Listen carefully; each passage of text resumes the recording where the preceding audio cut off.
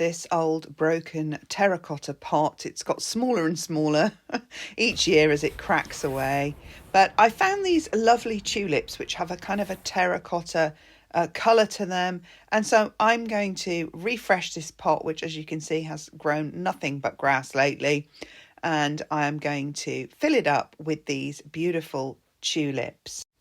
And obviously the first thing to do is to remove the soil. And because it was all matted from the grass, then I had to remove it all. Sometimes if I'm not growing the same plant in the pot, I will keep sort of any loose soil in the bottom just for bulk, so that I'm not always using my best soil for bulk inside the pot. So I had these other pink tulips, which I do plant in another pot, but these terracotta looking ones, I found they were like 3 packets for £5, which is about as cheap as you're ever going to get them. So it may be that they won't grow. These other pink ones I'm going to do in another video. So these were the ones I wanted for this one. And I want to fill it up. I want to make it quite packed. But this is generally how you do it. So you cover the hole with some broken pots. This is probably part of the rim that fell off. Then I put a bit of gravel as well, because what you don't want is that plug to block up with the soil or even the roots, because then the water won't be able to drain. As you can see, I have a bucket at the back there, which is kind of spent soil from pots that's still kind of usable. I don't use anything that was diseased from this pot, but I do use it for bulk. And then I'll put a layer of my lovely nutritious new soil just over that, so that when I put the bulbs in, they'll be resting on the new soil, not the old soil.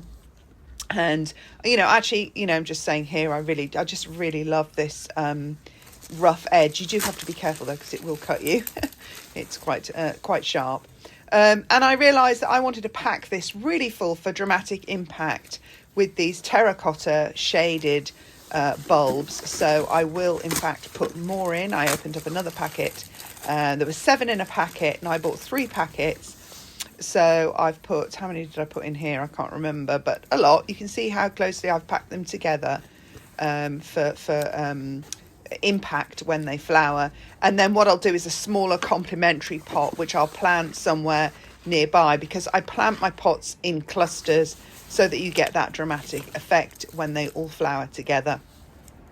Obviously, you put the root side down and then just cover with my nice soil, and then as I water, all those nutrients will run down. But because I started with some spent soil for bulk, I'm not having to use all my best soil to fill up, because even though this pot has cracked and broken and become more shallow, it's still quite a decent size to fill up with decent compost. And then, as always, what I will do is just slightly firm it down, and I won't water it until I've carried it into place, because obviously it's going to be a lot heavier once it's watered. So pat it down, put a bit more on top just to be on the safe side, and then I will move it into position. Now, I also put chicken wire over the top of mine, because if you have dogs or cats, this is just too tempting to dig a hole and put a bone in, or if you're a cat, do something worse. So at the moment down my garden, I have this kind of arrangement here. None of these are arranged yet, these pots. These are just all in a waiting area. I have to clean all the leaves off this patio, which are all going to go in my compost heap. And then I'm going to think about arranging all these pots here in a way that's going to be complementary when they all flower in spring.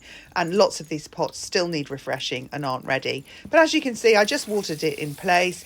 Then I will put my chicken wire over the top, which I didn't catch on film. And then that's done. I'm leaving. And I just want to mention also, these are the other pots that all need doing in this area. I just want to also mention why I don't do bulb lasagnas anymore. I just found that I didn't like the bulb lasagnas. I don't like the bulbs coming up and then you have one set dying, another set flowering, or you have one that's just flowering and then the leaves of the bigger plant that flowers later cover them.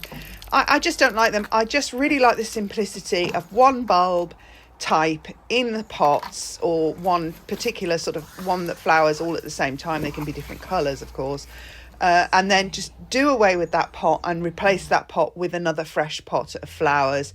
I just think it's simpler, and you can just have a place in your garden where you store the pots while they're coming into flower, and then just rearrange as and when you need to.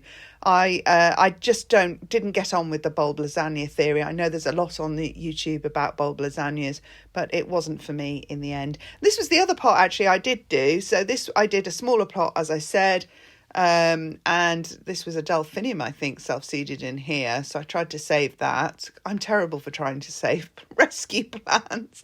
I don't know why. I've got a garden full of them. I just don't even need any more, but I can't help myself. And then I just pretty much did the same, as you can see, with this pot here. This was an old marigold. I've got loads, so I can get rid of that. And they were lobelia, trailing lobelia that had finished flowering. You know, they're not going to do anything again this year. So again, just dig it up. Don't think I took all the soil out of this one, but this was quite rooty, this soil, so I definitely didn't want all of this in here. I also forgot to mention to label your pots so that you know what colour they're going to be and what variety they are. And obviously these coral sort of terracotta tulips, which I got really cheaply. So in this case, because I knew I was using them all, I actually just ripped up a bit of the packet. So as you can see, again, this is a smaller one, so less tulips, but still quite packed full. And to plant them about 10 centimetres down from the top of the pot is what I do. And then, just as before, cover them over.